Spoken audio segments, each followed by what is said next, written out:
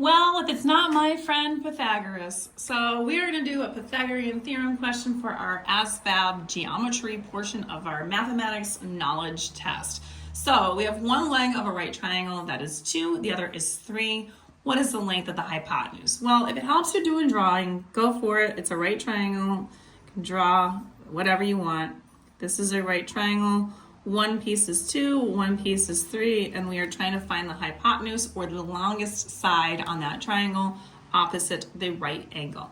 So in order for you to be able to do this problem, you do need to know the Pythagorean theorem, which is a squared plus b squared equals c squared. That is an important portion of this problem. You will need to remember this. I'm not sure if they're given to you or not, but if they're not, memorize it. If you don't already have it memorized, of course.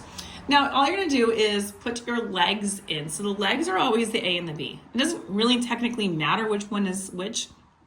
I usually put the shorter one in where A is. So we're just going to do A squared. I don't even need a calculator for this problem.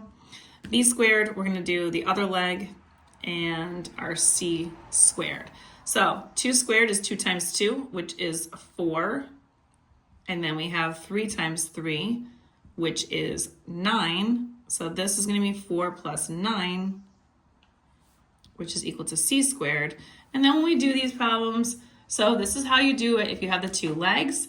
So you add the 2 numbers together and you get 13, which is equal to c squared. But we're not done solving yet because we cannot leave squared on there. Opposite operation of squaring something is to square root it.